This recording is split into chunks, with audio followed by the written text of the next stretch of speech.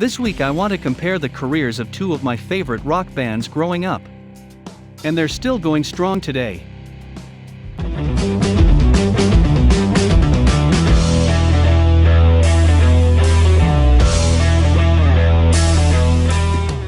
Before we begin, I want to remind you that if you love comics and pop culture as much as I do, you'll subscribe to my channel and ring the bell to stay informed of upcoming videos. Please share this video, as that will help me gain subscribers as well. I also want to remind you to check out my columns and reviews on two sites, Comics for Sinners and Comic Crusaders. I also have my own franchises, Adolescent Radioactive Samurai Platypi and Carl Vincent Vampire Hunter. The latter has been picked up by Cutthroat Comics. Check the links below for more details and the link to Dracula Rising, which is available on Amazon. Here's some great artwork from Raphael Lanohaus from the origin story Foul Blood. Once again, available on Cutthroat Comics. See the links below. I also have a book which is a collection of my reviews and columns called Comics, Pop Culture, and Politics.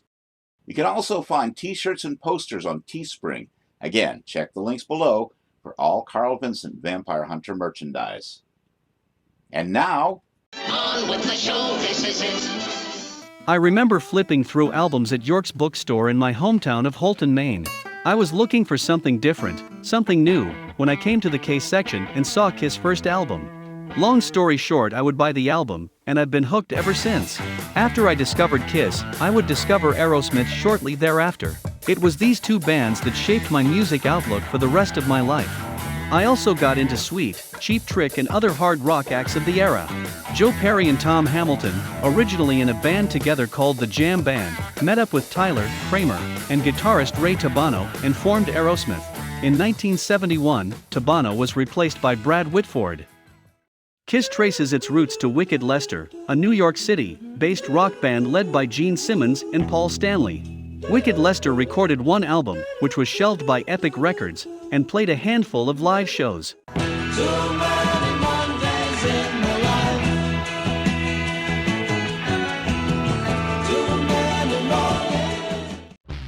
Simmons and Stanley, feeling a new musical direction was needed, abandoned Wicked Lester in 1972 and began forming a new group.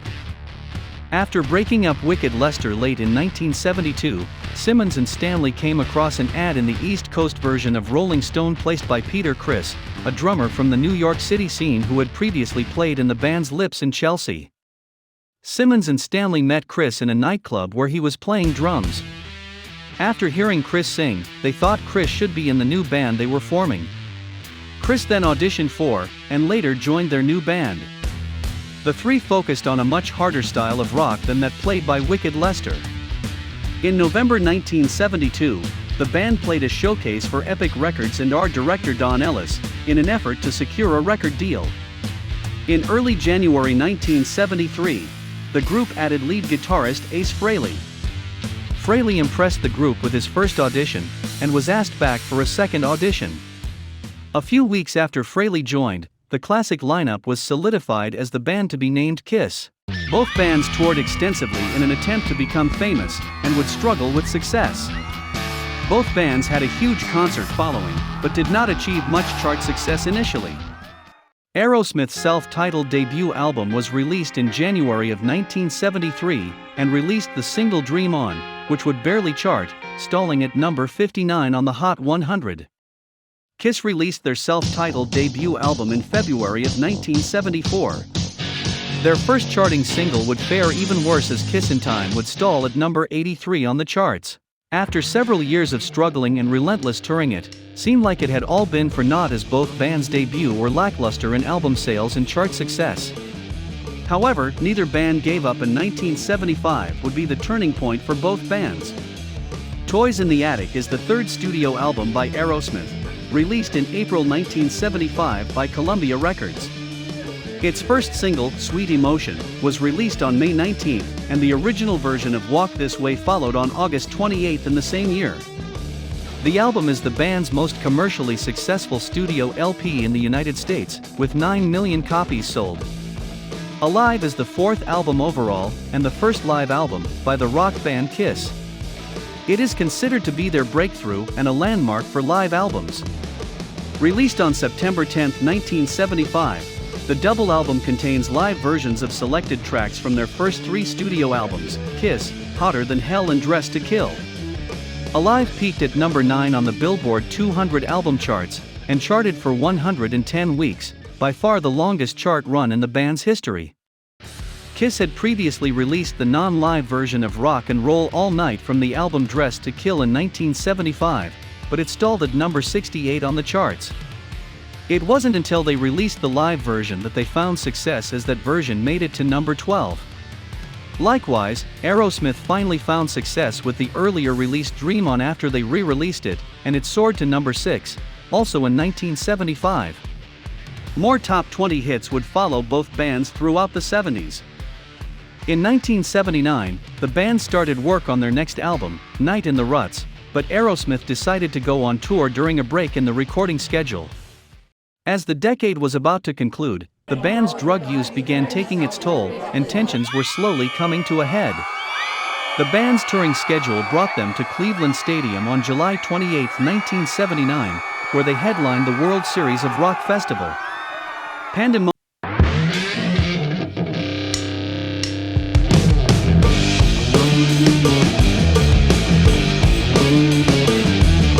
Heated argument when Tyler confronted Perry about his wife's antics, and after the course of the argument, Perry left Aerosmith, while Tyler claims in his autobiography that he fired Perry from the band.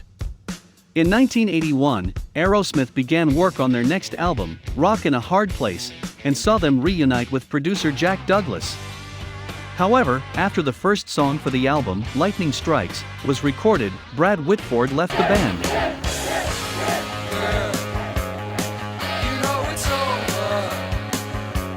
1979 also saw a shakeup with Kiss by the end of the Dynasty tour in December. Tensions between Peter Criss and the rest of the band were at an all-time high. His drumming skills had noticeably eroded, and he even intentionally slowed down or stopped playing altogether during some concerts. The final show of the tour, December 16, was the last time Criss performed with the group for almost 17 years, although he remained an official member for nearly 6 more months. Ace Frehley was pretty much out of the band by 1982. Upset with the band's decision to record music from The Elder, he did not actively participate in the album's creation, providing lead vocals for only one track, Dark Light. He did not appear at a special concert at Studio 54 in New York City, leaving Kiss to perform as a trio. He recorded his guitar parts at his home studio in Wilton, Connecticut, and mailed them in. Another source of frustration for Frehley was that with the departure of Criss, and with Eric Carr not being an equal partner in the band, he was often outvoted 2-1 on group decisions. In June 1982, Frehley's departure from the band was negotiated, although he did not officially leave until December. Between 1979 and 1982, both bands lost their lead guitar player and drummer. Jimmy Crespo and Rick Dufay would join Aerosmith, while Eric Carr and Vinnie Vincent joined Kiss. Fans of both bands were not happy, and album sales were down for both groups, as they both suffered from an unfocused period. Both bands continued on and had to refine their focus. In 1984, Aerosmith embarked on a reunion tour called the Back in the Saddle Tour. After this, the original lineup had reunited. In 1985, the band released the album Done with Mirrors, their first studio album since reuniting. While the album did receive some positive reviews, it only went gold and failed to produce a hit single or generate any widespread interest. In 1986, in an unprecedented crossover collaboration, Aerosmith appeared on Run DMC's cover of Walk This Way, a track blending rock and roll with hip-hop. In reaching number 4 on the Billboard Hot 100, the song and its frequently aired video resurrected Aerosmith's career by introducing the band's music to a new generation. After this, the band had hit songs and platinum-selling albums for many years. This is a really big moment. Kiss also needed a boost to regain interest in the band, so Kiss made the decision to abandon its trademark makeup and costumes. The band officially appeared in public without makeup for the first time since its very early days on a September 18, 1983, appearance on MTV, which coincided with the release of Lick It Up. Lick It Up became Kiss's first gold record in 3 years, but the tour was even more sparsely attended than the previous one. Vincent did not get along with Simmons and Stanley, and he left the band at the conclusion of the tour in March 1984. Vincent's replacement was Mark St. John. With St. John, Kiss released the album Animalize on September 13, 1984. Animalize followed the success of Lick It Up, and due in part to consistent MTV play for the Heavens on Fire video, Animalize was the band's best-selling record in America during the decade, with over 2 million albums sold. With the success of the album and subsequent tour, Kiss had recaptured some of its earlier glory, though not to the level of its 1970s heyday. St. John, however, came down with reactive arthritis during tour rehearsals, and only performed at a handful of shows before being dismissed from the band in December 1984. The band hired Bruce Kulick to replace St. John. Kulick was Kiss's fourth lead guitarist in less than 3 years, but he stayed with the band for 12 years. Kulick was one of the band's longest-serving members, with the longest continuous tenure of anyone other than Simmons and Stanley. After this, Kiss also had hit songs and platinum-selling albums for many years.